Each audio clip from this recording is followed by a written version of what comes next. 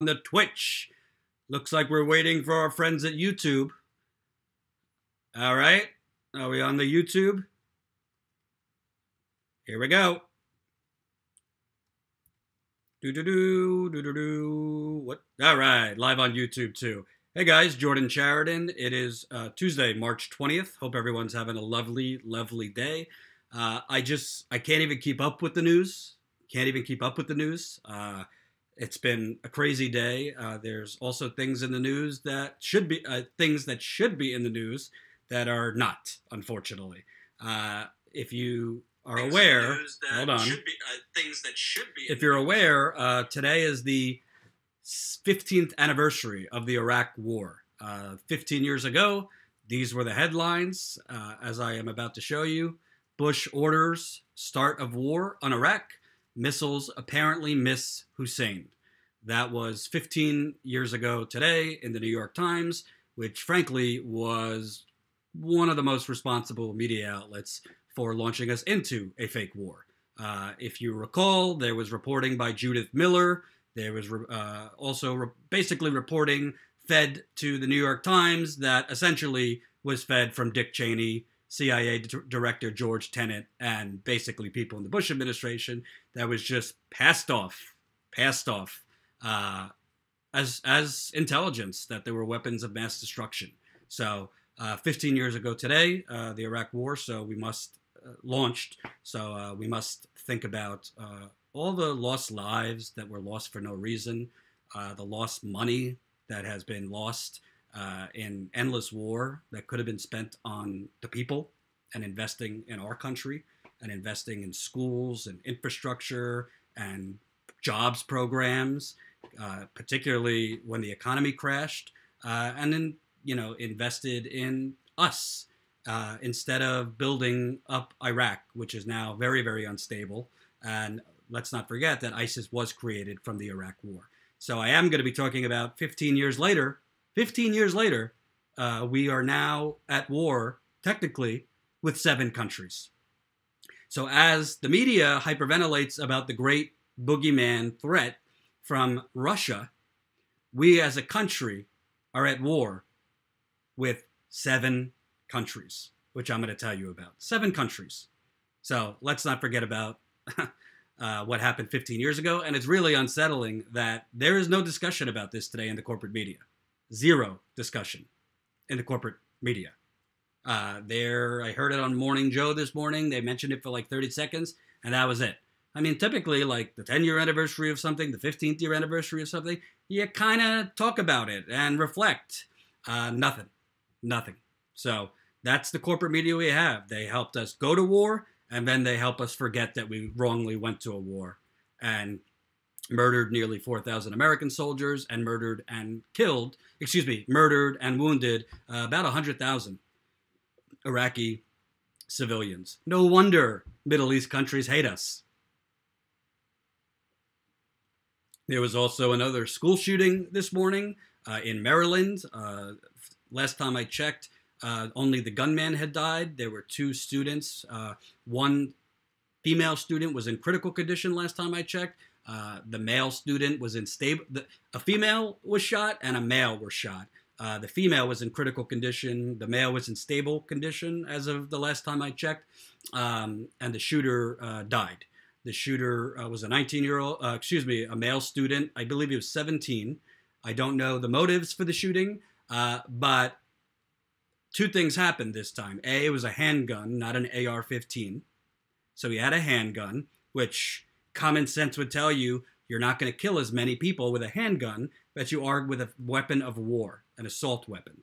The other thing is the school security officer, as opposed to Parkland, actually went into the school as the shots fired and shot back.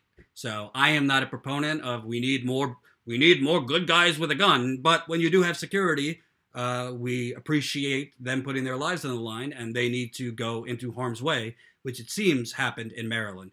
But the scary thing is, because nobody was killed, it seems this time, it literally was going on cable news and digital this morning, and it's already off. They're already ignoring it. I don't know, 5 hours later. That's how desensitized we are to gun violence. That's how bought off the politicians are. It's disgusting. It's disgusting. I also, before I get to some of the stories I want to talk about, want to remind you right now, I believe, let's see how many I'm at. Right now, I am at 91 patrons. I just launched my new Patreon page. Let me show you the page here. I just launched this last week. We are at 91 patrons. Of course, I want to be transparent. We're at $473 pledged per month. Can't thank the 91 people so far that have subscribed. You could subscribe as low as $2 a month. You could subscribe as low at $5 a month, $10 a month, and higher. There, I am giving you weekly podcasts. There, I am doing daily video diaries on everything from behind the scenes on launching our new company, the obstacles we're facing, the positive things going on with that, when it's going to happen. Maybe I'll even tell you the name before other people, as well as kind of things going on in my life that you might be interested in, or you might not be interested. Who knows? But the podcast, I think, is really cool because it gives me more time to do long-form extended interviews. I just did a great podcast that's up now. At the $5 level, you get access to the podcast with an activist in Florida who is very active in Tim Canova's campaign. He is running again against Debbie Wasserman Schultz, and there's a lawsuit Tim Canova filed against this Broward County, which is the county down there, Board of Elections. Shocker. The Board of Elections, the supervisor of elections, who's a Debbie Wasserman Schultz supporter, threw out illegally thousands of ballots in the 2016 primary between Tim Canova and Debbie Wasserman Schultz. Have you seen much coverage of that? No, we only focus on when democracy is under attack by Russian trolls, not when Democratic election officials who support corrupt Democratic officials illegally throw out ballots. We don't need to worry about that. Democracy. Give me a break. Anyway, that interview is up. It's a long-form interview. I also watch the Sunday morning show so you don't have to. So definitely check out my Patreon. The podcast is up. The video diaries are up. Jen, my business partner, and I are going to be adding and experimenting and tweaking with different forms of content to put on the Patreon. And I also, frankly, as always, got to keep it real. This Patreon, which right now is mine personally, is eventually going to morph into our soon-to-be launched Media Network's Patreon, which is going to be one of the largest forms of revenue for our company. We don't want to depend on corporate sponsors. We do not want to depend on plutocratic. Oh, thank you. We already got a subscriber, George Simmons. Thanks so much for subscribing, George. We don't want to depend on Democratic Party plutocrats to invest with us, or certainly not Republican plutocrats, definitely not Democratic plutocrats. We don't want to be doing clickbait to get clicks and views in order to meet quotas. We're not doing that. Life's short. I want to do real journalism, and that journalism will be supported by you, the viewer, and we will be transparent. You will know where your money is going, and you will know what kind of change we are creating together. Because it's not just me. There will be other reporters that I hire once we have enough in the Patreon and once we have some startup capital. And we are looking to not just build a media company, we are looking to build a media revolution. I am not fooling around, folks.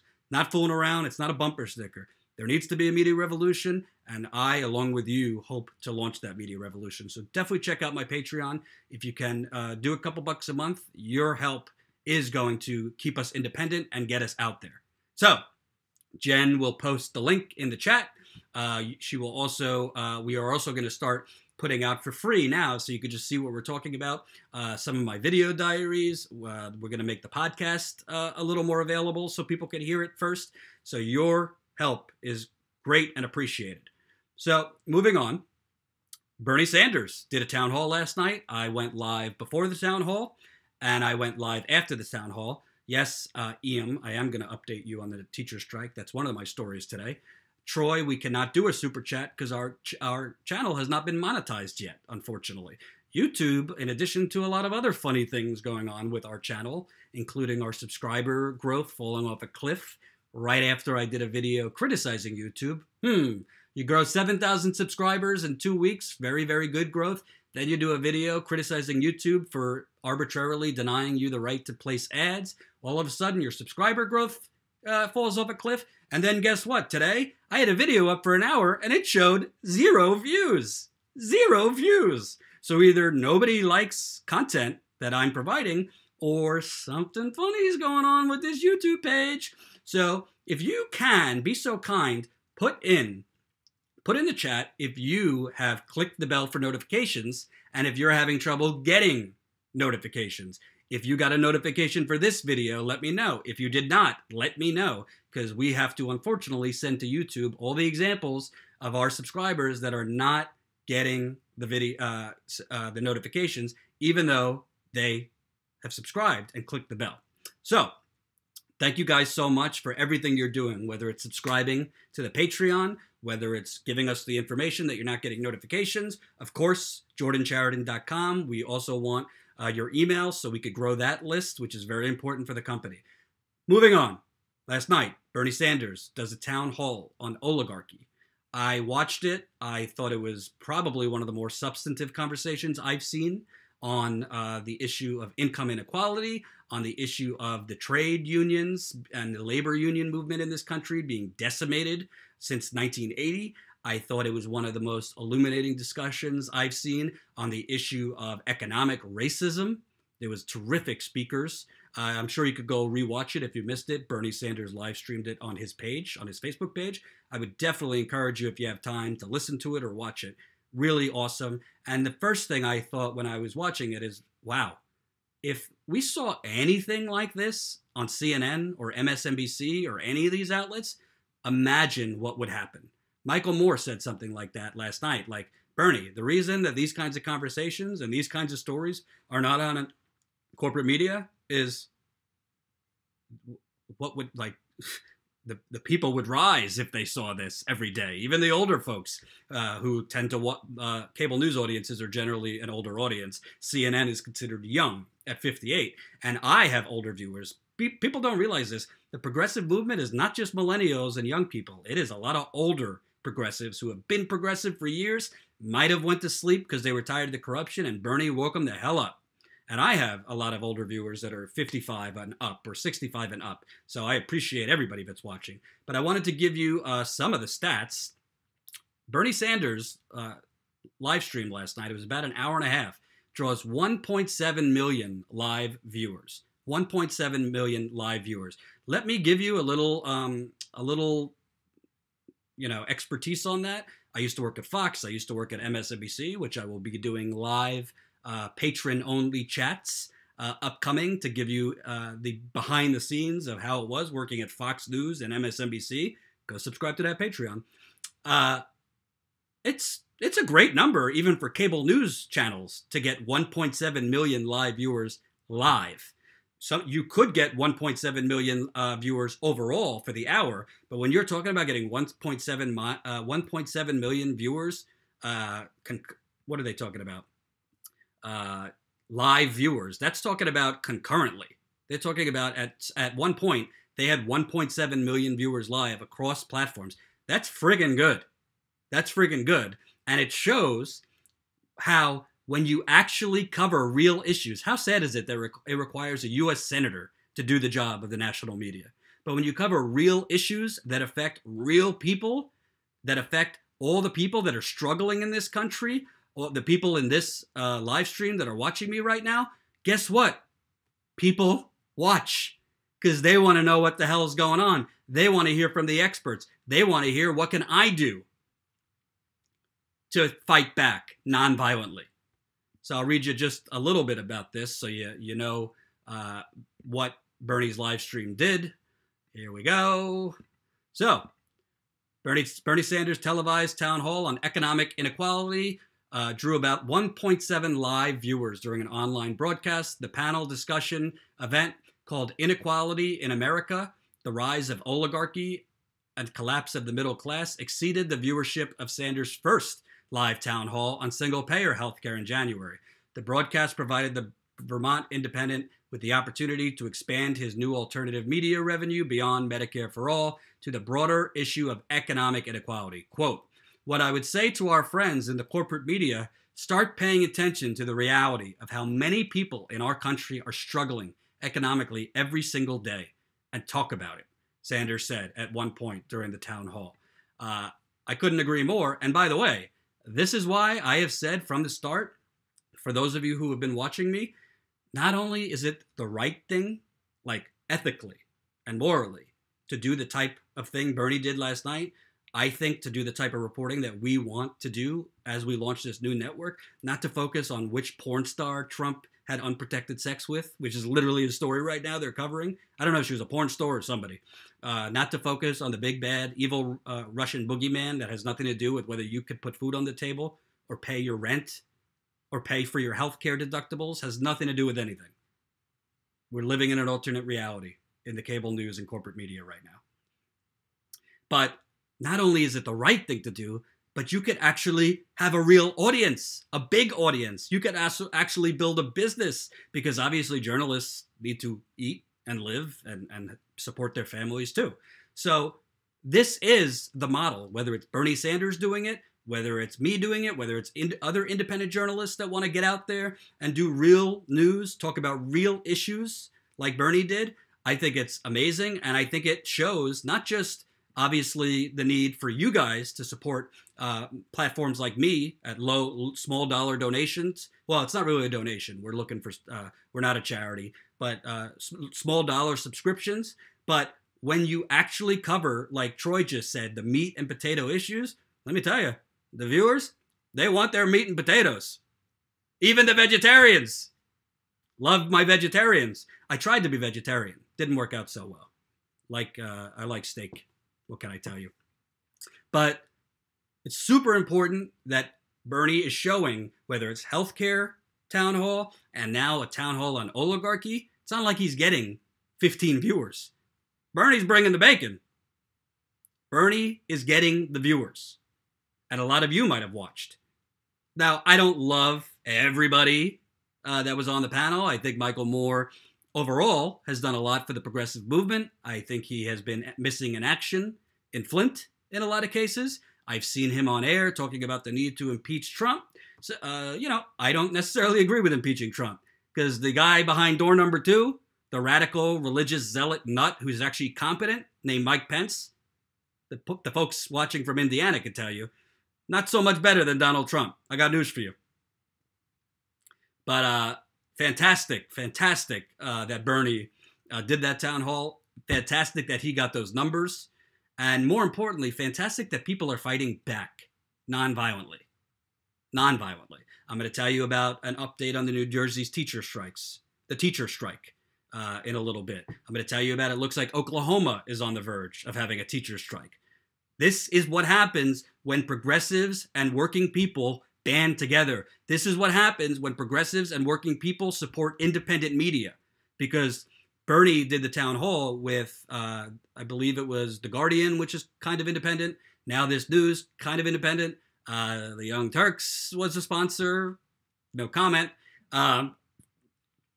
This is what happens when you are able to do real issues and real topics and real stories of struggle where the motive is not profit. Ironically, you can profit. Bernie showed you 1.7 million viewers. Let me tell you, there's a lot of advertisers who would like those 1.7 million live viewers on the internet, many of which are young people. Because advertisers seek the younger demo, specifically 18 to 24. That is the advertiser sweet spot. So, good stuff. Now on to a slightly worse story. And as a reminder, if you came to this late, check out my Patreon, patreon.com/Jordan Sheridan Reports. We're almost at 100 patrons, and we've only been up for a week. Get me there. I believe we're at, let's see what we're at right now. 92. Can we get to 100 by the end of this live stream? I think we can. So, as I told you in the beginning of this, we are now 15 years. Today is the 15th anniversary of the Iraq War. If you came to this late, I'll show you the headline one more time. New York Times, March 20th, 2003. Bush orders start of war on Iraq. Missiles apparently miss Hussein. And remember, folks, remember. Do you remember when they said, Rumsfeld and all these idiots, warmonger neocons said, oh, we'll be out of there in a few weeks. Well, how'd that work out? And by the way, I'm not a thoughts and prayers person, but my thoughts and prayers are with the families of the soldiers who died for. It was a real war based on fraudulent intelligence and a fake premise. But the war was real, and their loss is real, because it's the families who also lose part of themselves. They might be alive still, but they have lost part of themselves, as those of you who know who have lost a loved one, especially in a tragedy that didn't need to happen. But I thought it was interesting, as this is going on, look at this article. Kudos to Vice on this one. I don't always love Vice, but White House acknowledges the U.S. is at war with 7 countries. 7 countries we're at war with. I'll read you a little bit. The U.S. is officially fighting wars in 7 countries, including Libya and Niger, according to an unclassified White House report sent to Congress this week and obtained by the New York Times. Known officially as the Report on the Legal and Policy Framework Guiding the United States Military Force and Related National Security Operations, the document is part of a new requirement outlined in the 2018 Defense Spending Bill. Hold on, so you could read it. There you go. So, where is the U.S. at war? Though President Trump campaigned on a more isolationist foreign policy platform, he's largely expanded or reinvigorated his predecessor's conflicts in Afghanistan, Iraq, Syria, Yemen, Somalia, Libya, and Niger. The report gives the clearest indication to date of America's most pressing military conflicts under Trump, largely detailing an uptick in direct and indirect combat, as well as, quote, advise and assist operations across regions. Advise and assist my behind. We have troops there, quote unquote, advising and assisting.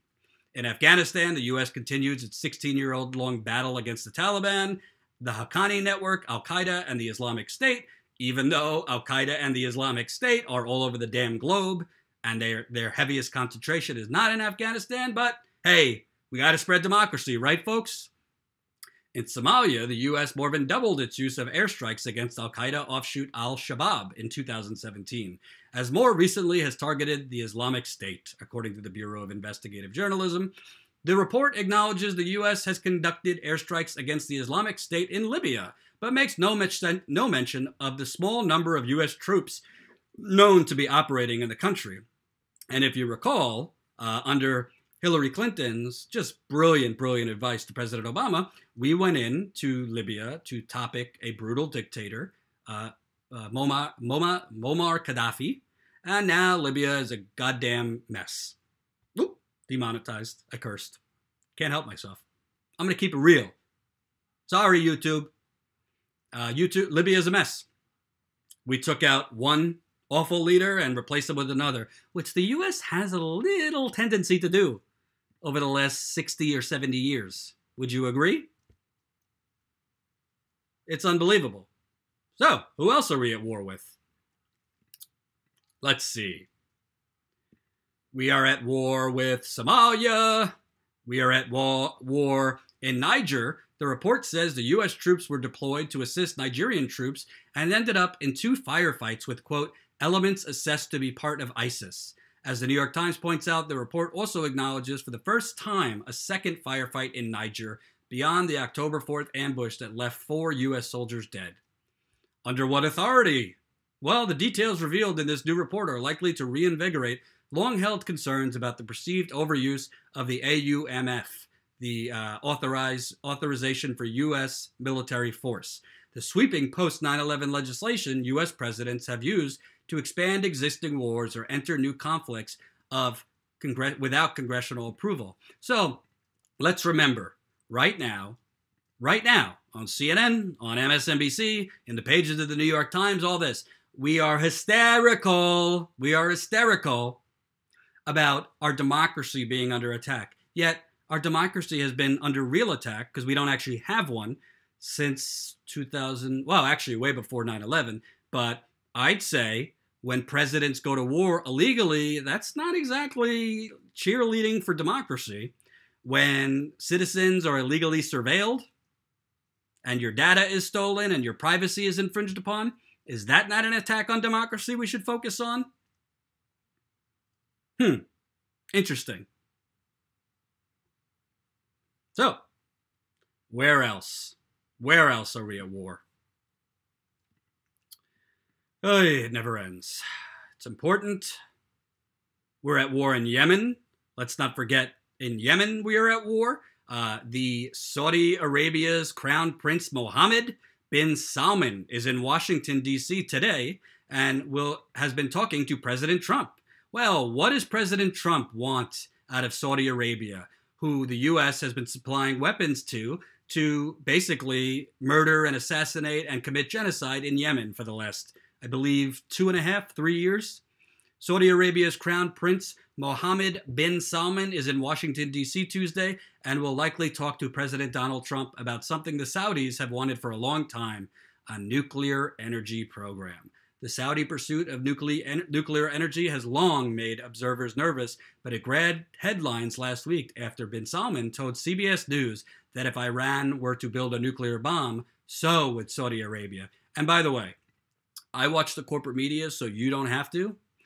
I've seen some pretty awful interviews in my day, both when I was at Fox, when I was at MSNBC, when I was at the Young Turks watching the corporate media.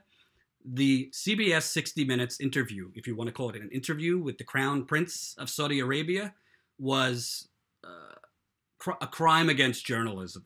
You want to talk about crimes against humanity? It was a crime against journalism. Norah O'Donnell, who is, I believe, she is the co-anchor of CBS This Morning. She's a correspondent for 60 Minutes. Might as well put a mattress down for the Crown Prince, fluffed his pillow, and basically asked him, what's your favorite color? And what's your thoughts on the Kardashians versus The Bachelor?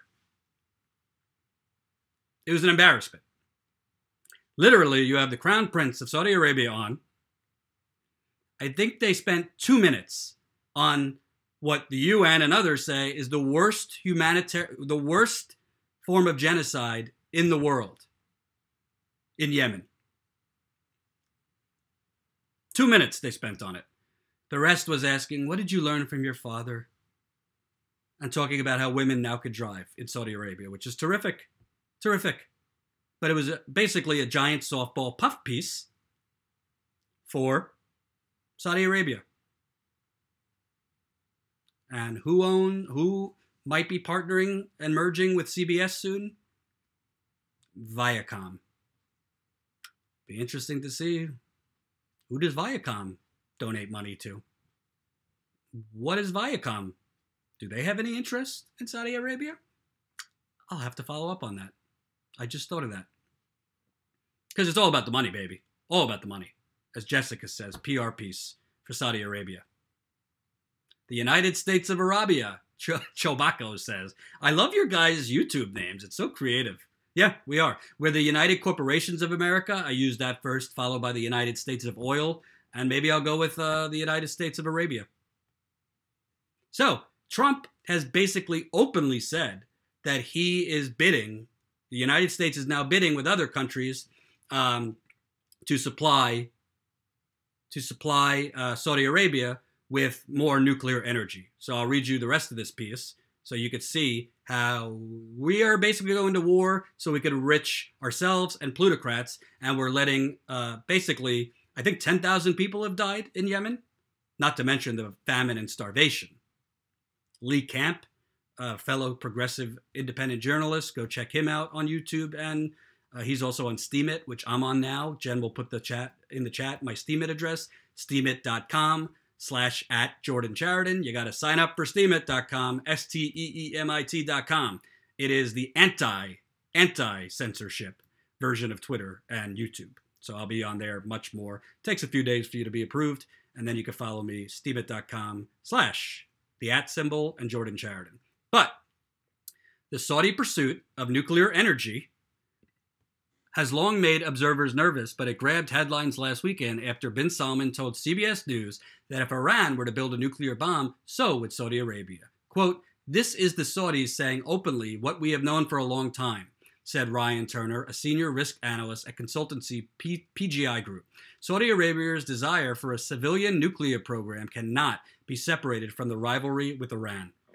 For around 5 years now, the Saudis have been in informal negotiations with the U.S. and other countries that could sell it nuclear reactors with the stated aim of diversifying its energy base.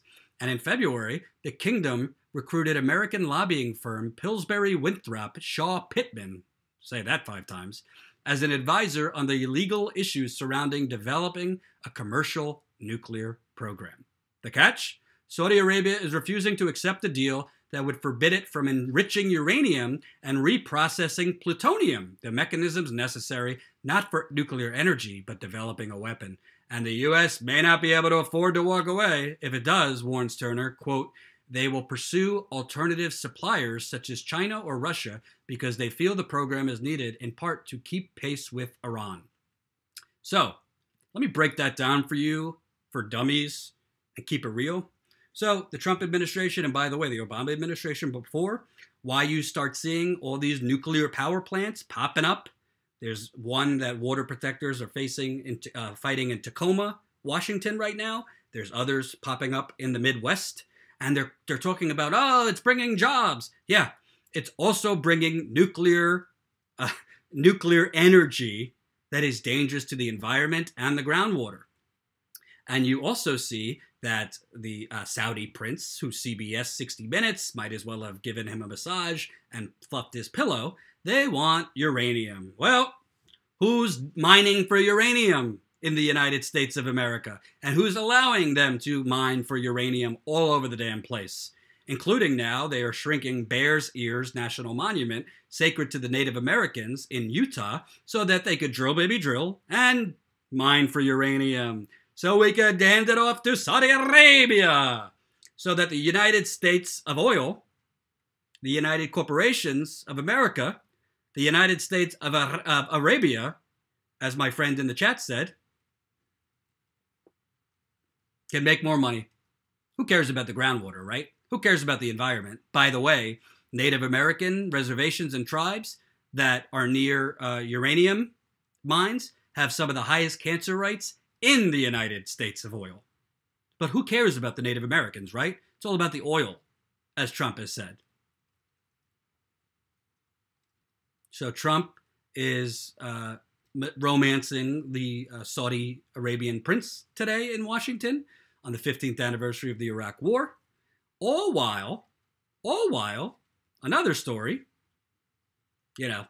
corporate media doesn't particularly, you don't see this on CNN that much or any of this because, hey, doesn't involve Russia, doesn't involve Stormy Daniels. Trump easing exports of lethal drones to allies. President Trump is expected to make it easier for lethal U.S.-made drones to be purchased by U.S. allies and partners as part of the White House's Buy American program. So, in America now, we're not trying to export, inventions that could do good for the world. We're not really focused on exporting, Nooks or iPads or those cool stuff so people in impoverished countries without access to the internet or poor education could get electronics that could help educate people. We're not worried about exporting that. Let's export more lethal drones to our allies so that we could build up more endless war and military-industrial complex. And who benefits from us increasing exports of drones? Take a guess. Say it with me, folks. Raytheon, Boeing. And who does Raytheon and Boeing donate to, aka bribe?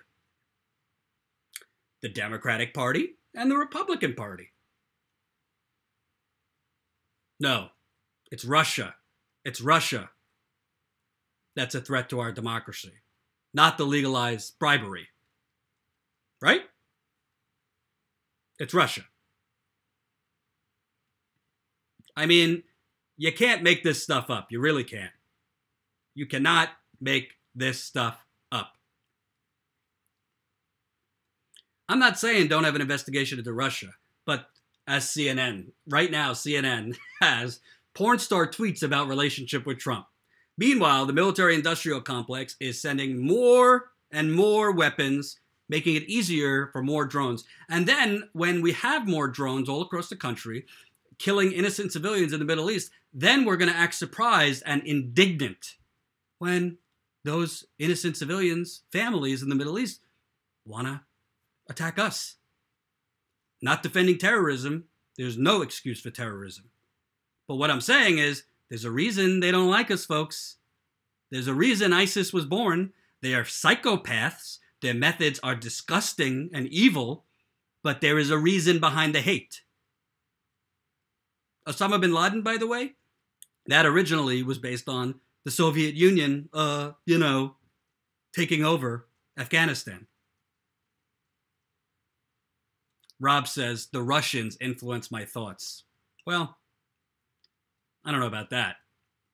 You know what influences my thoughts? How much sleep I get at night, how much pain my back is in. I just had back surgery 3 weeks ago. And whether I'm going to the bathroom at least twice a week, because I am feeling a little constipated. TMI? Don't want to know about that? I try to keep it real for my viewers. All 122 strong watching right now. And as a reminder, take the time during this live stream and after, check out my Patreon page. Patreon.com/Jordan Chariton Reports. You'll get my podcast, you'll get my daily video diaries, and all that. Sean said, yeah, TMI. All right, I'll pull back. But it's unbelievable. It's really unbelievable what's going on. And we're talking about, we're talking about Stormy Daniels. Let me read more. U.S. drone manufacturers have reportedly been pushing the administration to make the changes as a result of increased competition from the Chinese and Israeli manufacturers. Quote, we're getting outplayed all over the world, one unnamed U.S. official told Reuters. Quote, why can our competitors sell to our own allies the equipment they are clamoring to buy from us? This policy is meant to turn that around. The only sales of armed U.S.-made drones in recent years have been to Italy and the United Kingdom. The Trump administration hopes to boost those international sales with a plan to, quote, minimize the self-inflicted bureaucratic and administrative hurdles to U.S. competitiveness in the global aerospace markets. Among the countries expected to be in the group that sees restrictions loosened are NATO allies such as Saudi Arabia and other treaty allies such as Japan and South Korea. Rules on drone exports were loosened during the Obama administration, resulting in an increase in sales as well as complaints that the policy was still too restrictive. So, once again, folks, it's about the money, baby. It's about the money. Make it easier for Boeing, make it easier for Raytheon, make it easier for the defense contractors, which half of them, by the way, are paid CNN and MSNBC contributors. Other military analysts literally work for private security or defense contractors. You don't really get those disclaimers on CNN, do you? Do they say on CNN, hi, former national security advisor or former this or expert is also working for a defense contractor? No, they do not.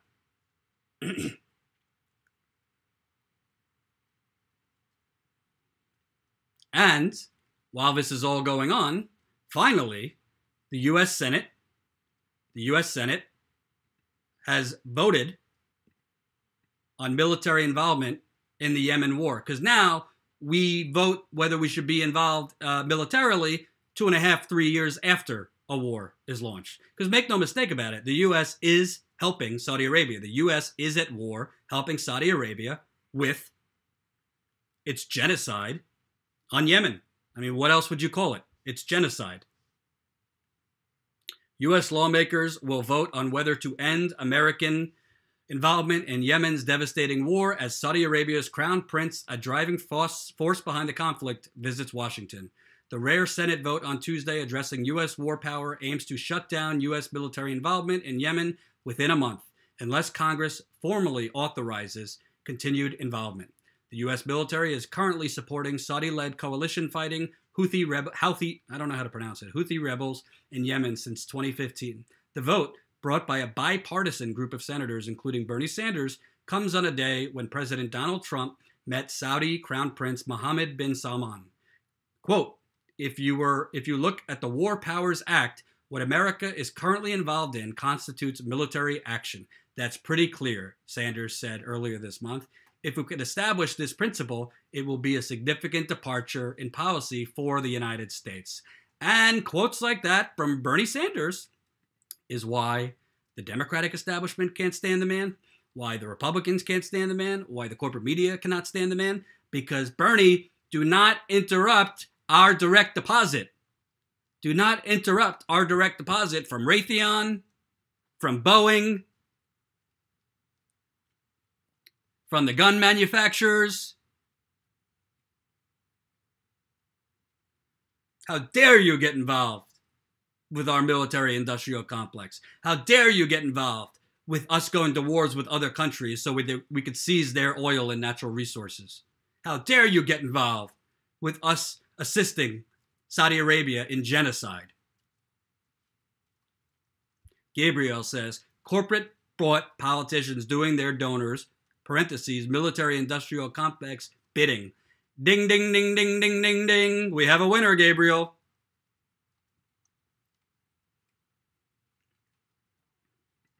It's disgusting. It really is disgusting. And you want to know something? I focus on domestic issues that other people don't cover. Reyes, I love you too, Reyes. Thank you. Go check out my Patreon. That's patreon.com/Jordan Sheridan Reports. Keep me fed, keep me clothed, and help us build a media revolution, folks. As I said, this Patreon will become the company's Patreon. So we're trying to build it. What do they say? Build it and they shall come. That's what we're trying to do.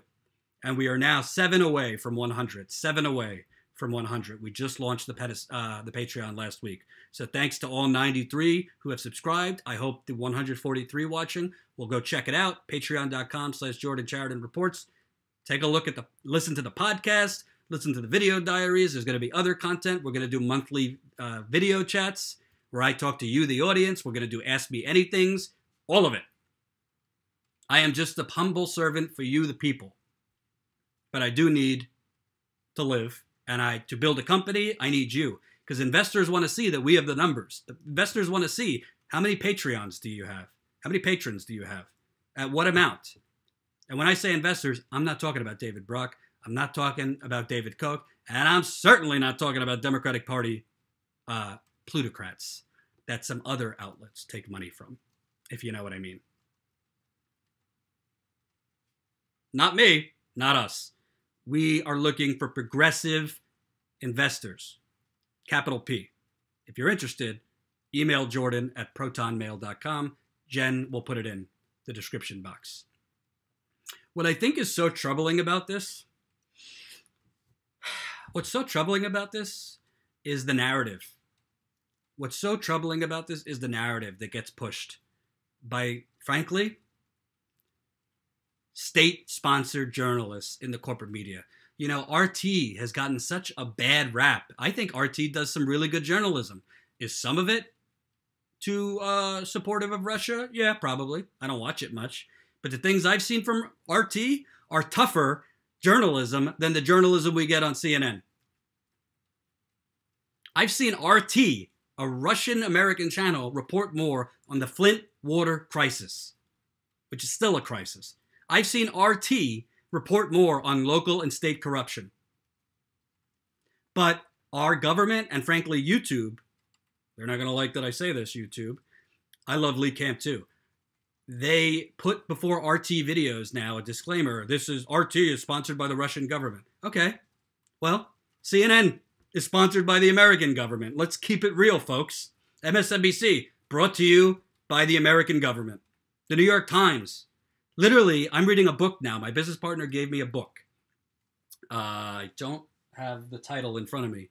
That would literally blow your mind. It's from a former New York Times editor that literally talks about the fact that the CIA, basically, New York Times The CIA had put the CIA had put agents in the New York Times in the 1950s and 60s. Can you believe that? The CIA had agents in newsrooms at the New York Times, and the New York Times knew about it. Like, the publisher of the New York Times had an agreement with the CIA. This is not a conspiracy theory. This is a former high-level editor saying this. The New York Times has literally not done certain stories that would have saved lives because the government asked them not to. Same thing with the Washington Post. And we're talking about Russia? Give me a break. Give me a break. Hell no. We are not going to be state sponsored. We are not going to be bought off. If we have sponsors, they're going to be progressive sponsors. I do like my progressive ice cream shops, my progressive bicycle stores, those kinds of things. So let's move on to another issue that's getting zero attention. Do you happen to care if your water is safe, folks? Do you care if your water is safe? Last time I checked, when I grew up, when I paid attention in school, I learned that the 4 essentials in life were water, food, clothing, and shelter. Is that still accurate? Tell me in the description box. Is that still accurate? That the top essentials are water, food, clothing, and shelter? Well, as I've tried to report as much as humanly possible, there is water contamination popping up all throughout this country. Rivers, lakes, creeks. And now there is problems popping up in bottled water. So when the answer in Flint, they continue, well, now they've shut off a lot of the bottled water distribution. But a lot of these places that have water contamination, the government throws bottled water. Well, here we go. The bottled water you're drinking may contain tiny particles of plastic. This is from Fortune. A lot of bottled water contains tiny bits of plastic, known as microplastics, according to research conducted by a nonprofit journalism organization called Orb Media. The research, conducted at the State University of New York, took in more than 250 bottles from 11 different brands, sold across 9 countries. Quote, a few of the bottles effectively contained no plastic, while others had thousands. None of the brands came out entirely unscathed. 2 of the bottles water manufacturers cited in the study, shocker, Nestle and Gerolsteiner, disputed Orb Media's results, saying they found much lower quantities of microplastics in their water. A bottle of Nestle Pure Life water showed the highest levels in Orb Media's study, with 10,390 particles per liter. And don't think the problem only applies to plastic bottles. Quote, the study mostly focused on plastic bottles, but one batch of glass ones were checked for comparison. It turns out that the glass ones have microplastics too. Andrew Mays, the University of East Anglia biochemistry lecturer who developed the particle spotting technique used in this research, told Fortune. Is this a problem? No one's really sure. Yeah, it is a problem. Drinking plastic is not safe. Is this a problem? No one's really sure because there isn't enough data on the health effects of ingesting plastic. Like, oh my God, these idiots. These idiots. So let me tell you a little story here. So in my reporting in Flint and East Chicago and North Carolina and all these places, people are told it's safe to shower and bathe. So when there's lead found in the drinking water, they're told that it's safe to shower and bathe, even though their showers are not being tested by the EPA or state water agencies. And you know what they're told? Well, there's not enough data on whether it's safe or unsafe to shower and bathe in lead-infested water. And the EPA doesn't actually regulate shower and bath water. They only regulate drinking water. So we hear this all over the country. We hear, oh, it's safe to drink and bathe. Well, why is it that residents in Flint that I continue to keep in touch with, sources that I have there, Why is it that they get very, very agitated eyes, teary eyes, and burning eyes when they shower in the water in Flint? Why is it that some of them cough uncontrollably when they shower in the water of Flint? But then, when they leave Flint for a few days, going up north to northern Michigan or out of state, they feel great showering. But it's safe to shower and bathe in Flint, Michigan. And now we have Fortune, who, kudos to them for actually covering the story, but say, well, no one's really sure because there isn't enough data on the health effects of ingesting plastic. Well, okay, maybe there's not enough data, but don't you think common sense would dictate inhaling 10,000? So what was the number they just gave? 10,390 particles per liter of plastic might not be great for one's health. Most microplastics are thought to pass through our systems, although very small particles, such as those found in the surveyed bottled water, may be absorbed into our organs, such as the liver and kidneys. Yeah, that sounds pretty, no big deal. That's one concern. The other is that the particles, even those we excrete, might give off toxins as they pass through us. What is undeniable is that for many people who lack access to safe drinking water from taps, bottled water remains a necessity. Well, I got news for you, folks. When they say the many people that lack access to clean drinking water, it's not many people. It's starting to spread across the entire country of the United States. And some call me a fearmonger. I'm not a fearmonger. I'm someone that has studied this issue extensively. I'm someone that literally researches online on a daily basis about water contamination happening all over the country. I'm someone that has talked to dozens of experts, including Erin Brockovich. Is she a conspiracy theorist? Erin Brockovich is one of the most legendary water contamination and chemical contamination experts in the country. I know water isn't a sexy topic. Who wants to hear all day about whether their water is safe? Well, guess what? If your water isn't safe, if you have lead in your water, do you know your kids are more likely to go to jail? Because behavioral problems lead to crime. High lead levels lead to crime. High crime areas have also, research shows, have high lead levels in adolescents. Do you know that the PFAS chemical is being found now in North Carolina water bodies and Ohio water bodies and in other water bodies? PFAS chemicals are cancer-causing chemicals that are used in the manufacturing of Teflon and other cookware. Did you know that that's being found near Army bases where groundwater contamination is being found? Follow this channel, subscribe to this channel. Make sure I do as many videos as humanly possible. And frankly, water contamination videos are not sexy. They don't get me a lot of views, but I don't give a damn. It's important to get this information out. If I could help get this information out so that other people act and put pressure on their government officials, one life saved is worth it.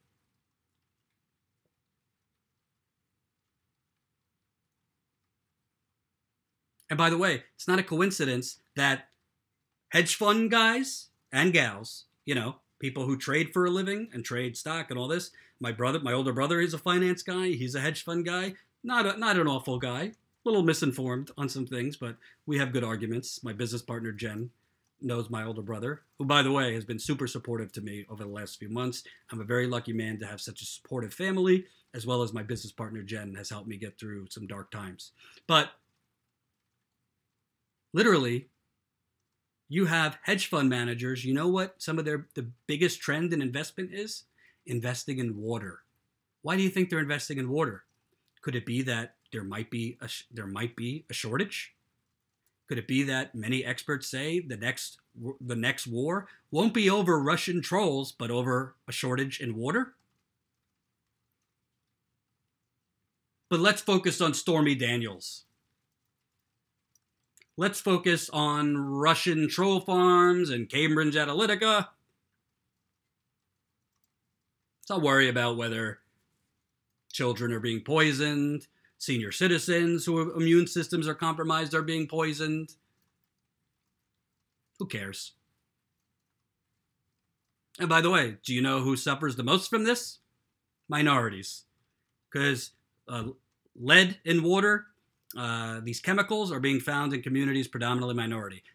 But not just minorities, predominantly poor neighborhoods. You want to know why? Because the EPA don't give a damn about the poor neighborhoods. The state agencies, they don't give a damn about the poor communities. I'll give you the quote last night, which I thought was very, very powerful, from Michael Moore during Bernie's town hall on oligarchy. He said, "There are many Flints around the country. There are decisions that get made. You know what? These people aren't worth the investment. They have no political power, and they don't buy the candidates." That's what Michael Moore said about Flint. There's many Flints around the country. Casino breakfast, says the invisible poor. First of all, I want to know, are you having breakfast at casinos? Because if you are, I'd probably check into Gamblers Anonymous. Just my opinion. Casino breakfast. I mean, I like blackjack like once in a blue moon. Not lately because I'm unemployed, but like the name. And I agree, the invisible poor. And what else? What else is happening with water? Shocker. Let me get to it. Nestle and others cashing in on U.S. water infrastructure crisis. When you hear Nestle, I do like their chocolate, but let me tell you something. This is a bad set of corporate criminals at Nestle who are extracting precious water basically for free in Michigan, in California, and other states. They're extracting millions of gallons a year, hundreds of millions of gallons a year, for basically nothing. In Michigan, they have to file a $200 permit to extract fresh water. So we're not going to send that fresh water to Flint. Let's give it to a corporation. After a decline during the Great Recession, bottled water sales are back and bigger than ever, even eclipsing soda sales for the first time in 2016. But people buying bottled water might not be aware that it's nearly 2,000 times more expensive than tap water and 4 times more expensive than regular grade gasoline. In its latest report on the impacts of the bottled water industry on people and the environment, Take Back the Tap, the big business hustle of bottled water, Food and Water Watch looks at the industry's predatory marketing, the extraction of communities, water resources, which I just talked about, and the powerhouse lobbying that has helped bottled water corporations see sales soar since 2010. In 2014, nearly 64% of bottled water came from municipal supplies, essentially filtered tap water, up from 51.8% in 2009. Meanwhile, total federal funding for public water infrastructure fell from $6.9 billion in 2010 to nearly $4.4 billion in 2014, a 34% drop. Quote, while Nestle and other bottlers are profiting off our public water supplies, critical water infrastructure problems are worsening. Nestle is extracting water in Michigan cheaply to sell pricey bottled water, while Flint and Detroit residents suffer high water service fees. Flint, by the way, still one of the most expensive water utility bills in the United States for poisoned water they cannot drink. But Russia is the threat to our democracy, right, folks? These water barons not only prey on distrust of tap water, but they also help reinforce that distrust through lobbying to enact policies that keep the bottled water profits flowing.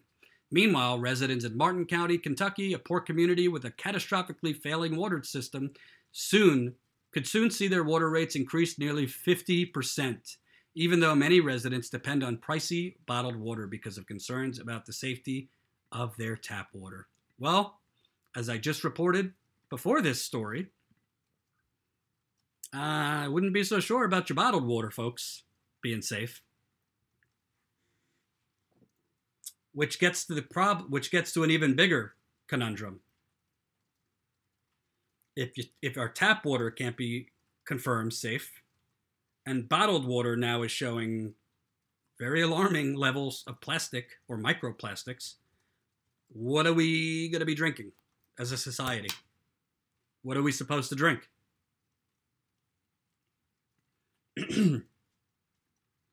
Scary times, folks. Scary times. I got one more set of stories for you. I want to encourage you one more time. Check out my Patreon, patreon.com/Jordan Sheridan Reports, because make no mistake about it, I'm not interested in just sitting here talking to you from my parents' kitchen or my apartment for the rest of my life.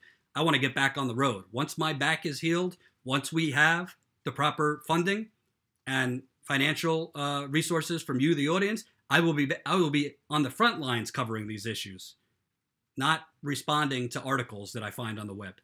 Nothing wrong with that. There's plenty of people who do that. But my passion is to show you what's going on out there. Yeah, I guess we'll be drinking Russian vodka, REC 2400 says. That's true.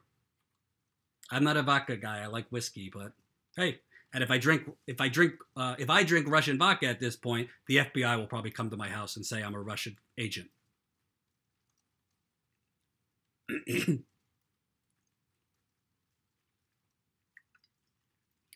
Well, got an update for you.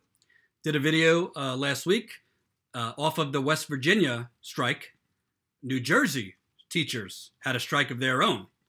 A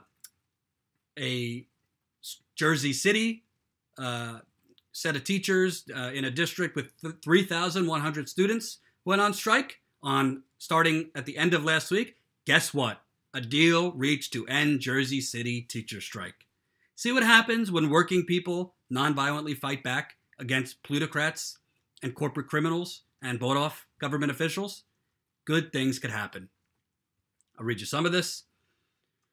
A deal was reached Sunday night on a new contract for Jersey City's teachers, paving the way for them to return to classrooms Monday morning after striking on Friday. The tentative contract agreement would end an 8-month dispute between the 29,000 student district and its 3,100 teachers. It must be approved by the 9-member school board and members of the teachers union. Quote, I am very proud of the board trustees who took time away from work and family over the last 9 weeks to reach this historic milestone, Board of Education President Sudan Thomas said in a statement. The deal came after a 13-hour negotiation session Sunday. Quote, I think we reached a fair and equitable agreement with the district, Ron Greco, president of the Jersey City Education Association, told the Jersey Journal. The union represents 4,000 teachers and other school workers. All district programs will run as usual tomorrow after being canceled Friday. Greco said the union should vote to ratify the agreement before April's school board meeting. There are other labor contracts that must be renewed, but those should come quickly now that a deal on the JCEA contract has been struck. Teachers and more than 1,000 other school workers walked off the job Friday to protest high healthcare costs. Schools remained open for a half day with substitute teachers. It was the first teacher strike since 1998. That would be 20 years ago. Teachers say Chapter 78, the 2011 New Jersey law that revamped how school workers pay for their health benefits, have resulted in them taking home less money despite salary increases. So remember, folks, that laws like that were passed in 2011 by governors like Chris Christie of New Jersey. Why?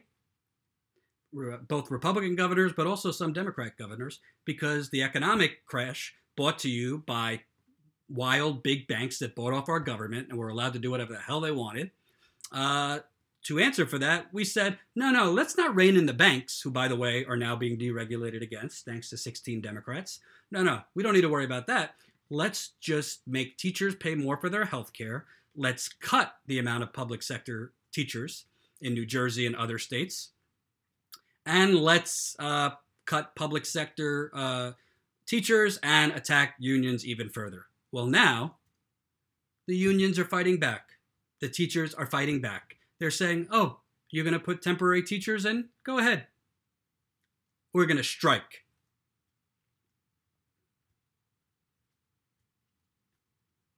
I say, all hail New Jersey's teachers. All hail West Virginia's teachers that struck. And, as we move on, all hail Oklahoma teachers, who could be next to walk. The New York Times reports. Let me get that up for you. When she woke up one morning last week, Tiffany Bell, a teacher at Hamilton Elementary School, had $35 in her bank account. Sound familiar for some of you watching? On take-home pay of $2,200 per month. She supported her husband, a veteran who went back to school, and their 3 children, all of whom qualify for the Children's Health Insurance Program, a federal benefit for low-income families. This is one of our teachers, has to be on CHIP.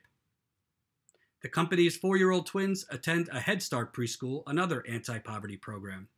Miss Bell, 26, is so hard up that she had to think twice before spending $15 on Oreos for a class project, in which her 3rd graders removed differing amounts of icing to display the phases of the moon.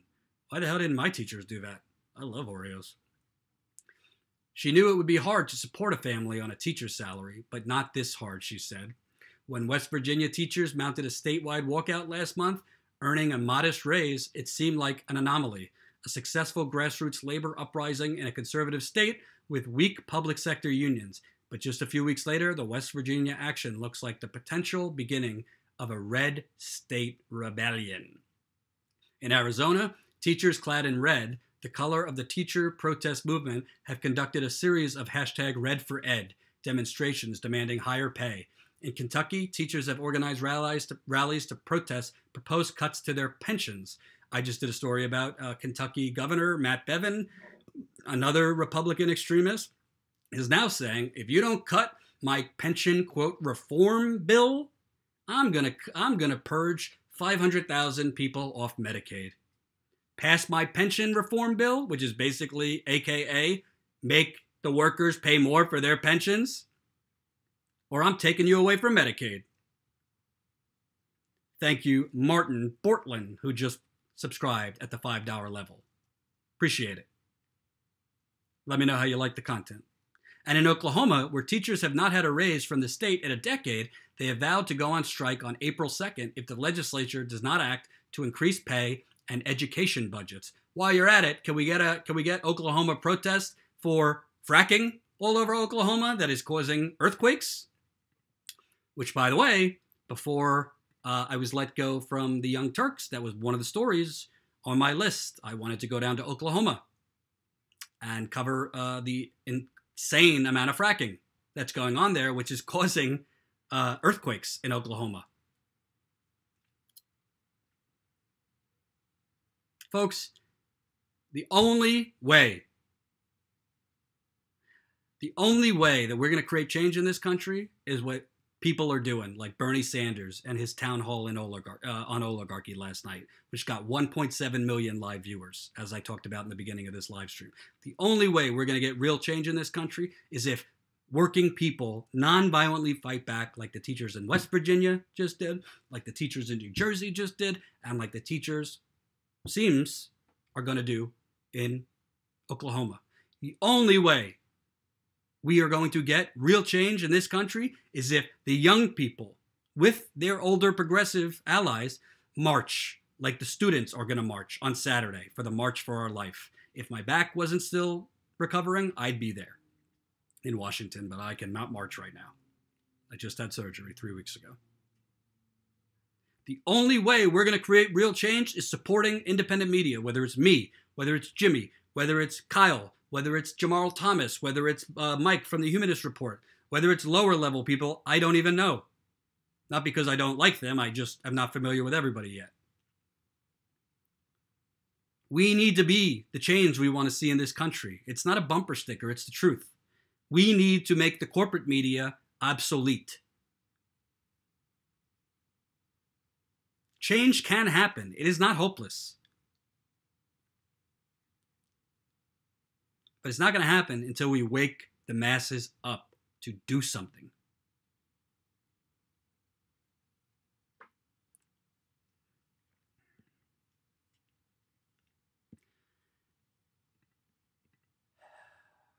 Quote, "We are hemorrhaging from a lack of funding," said Larry Cagle, a Tulsa teacher and organizer of one of several Facebook groups pushing for a walkout. "If I get fired, I get fired. I will absolutely not back down."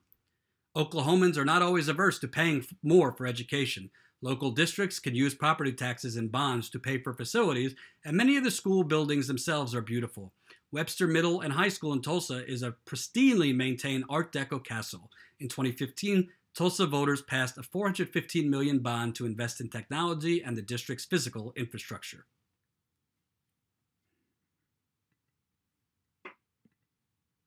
Where are our priorities in this country? I started out this live stream today talking about this. 15 years ago, the Iraq War launched. Bush orders start of war in Iraq. Missiles apparently miss Hussein. Then I told you we're at war with 7 different countries. Don't hear about that much, do you? Maybe because politicians and the corporate media are also in bed with the defense contractors. Troy, thank you, who just became a $5 per month Jordan Chariton Reports contributor. And by the way, I've seen some of the comments. I get it. You want me to focus on the reporting, but I am trying to do both. I got to tell you what's going on, but I also need to, the bottom line is we got to sell ourselves here. We have to be the change we want to see. And that starts with you helping to get us back out there. When I say us, I have a reporter already lined up who will be joining me. I have a vision. This will be much bigger than just me, because it's going to take a lot more than me, and it's going to take you guys to get these stories out there. As I end today, I want to make a point. We should not normalize war. We should not be okay with endless war. We should not be okay with a war that was launched on fake grounds, which was Iraq.